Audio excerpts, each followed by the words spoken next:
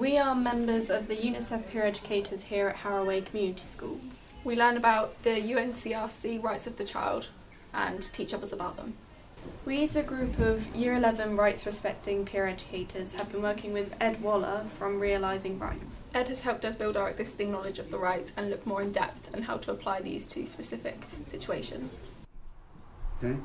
That's you being careless, isn't it? Yes, that's not. And you know you're being careless, or you don't know you're careless. But if somebody says, look, there's going to be loads of people walking through here, if you leave those photos there, somebody's probably going to see them, and you still leave them there, then you're not taking responsibility for your right to privacy. Can you see where I'm going? That's a similar, if you don't know that you're risking your right to privacy by leaving those photos there. We decided that our main focus is going to be on cyberbullying, and working with Ed we realised that one of the best people to talk about this would be the police, so we decided to set up a meeting to talk to them about their views. Issues to do with internet safety, cyberbullying. For the meeting we planned a set of questions to ask what they're currently doing about cyberbullying and what their plans are for the future. And sort of stop them from bullying and eliminate the problems. Have you found it harder to tackle cyberbullying since the increase of social networking sites? Yeah, obviously it's really difficult for us guys to manage. Obviously there's new sites coming up every day. We've got the main ones, we've got like Twitter and Facebook. I think we get a lot of our reports from those two sites mainly, but recently we've had things like Ask FM, I don't know if you've heard of that.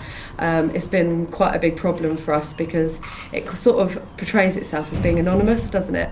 So all you guys probably think it's anonymous, we can write what we want and we won't get caught. But in fact, police are very, very clever. If there's an investigation that needs to go ahead, there's always a way that we can investigate to find out who wrote that message at what time, obviously by getting IP addresses from computers, things like that. But obviously it costs a lot of money for the force to investigate these types of things. It's like it is your second life, so like cause people, yeah, and it always comes up on Facebook. Like, yeah, my mum always tells me just to deactivate my account and forget about it, but it's so difficult because it's the only way I can really talk to certain people. Yeah, and you need to defend yourself. There's like a need in front of you to see what people are saying. Twitter, about problems with Twitter is like everything. You can say that's how you get what you think as well. at somewhere, and then it says where you are. You're at somewhere, and then you can link onto the site. Yeah. You know, if you go, oh, I'm eating in a restaurant at Nando's, and then you can click on Nando's and it'll say she's eating at Nando's at Andover. Yeah, they'll just know everything about you. Also, you could say you're going out for a day out, and if like Friends of 17 access to reliable information from mass media. Facebook is one of the most major companies in the world. We all know of it. America knows it. We all know. So the difference is that not everybody sits and reads this terms and conditions box that you could sit there and read for 3 hours, or you could be there for a while. It doesn't tell you. It's in the small print. So I think that kind of breaches that right a little bit because it doesn't promote privacy settings. So in our guidance, one of the things, in your guidance that you're going to be writing, one of the things may be, how would you translate this into guidance? That students should campaign for adults and organisations to take their responsibilities for human. Go on. To promote the privacy settings, not just it be there.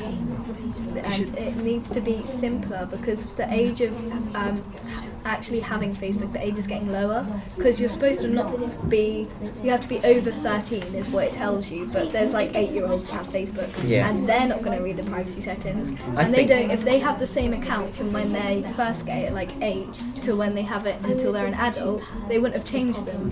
So what's the problem with the privacy settings? Whilst we realise that cyberbullying is always an ongoing threat, we thought that one way to tackle it would be to have a more physical way of seeing it on the computer for students at our school.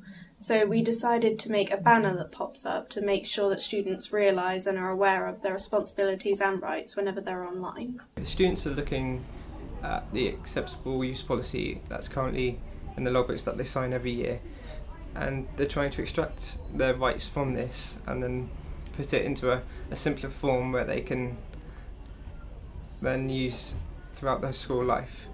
So if anything goes wrong in a lesson or they do something that's not right, the teachers can point them towards the rights and say what they've done wrong.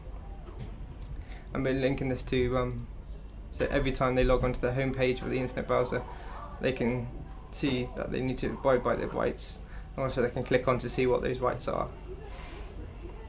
We have been working in partnership with Caroline Anson from Hampshire Constabulary and Simon Fox from Solent University, and they've helped us arrange a meeting to go down to Solent University and do a presentation on cyberbullying.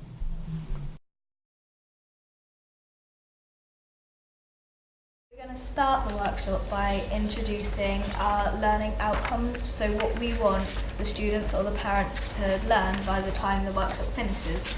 So that the human rights are accessible to all adults and children, and to understand we all have a part to play in how we use or change our rights. People at the university were very impressed and enthusiastic to help us. They liked the fact that we as students were taking ownership of young people's issues.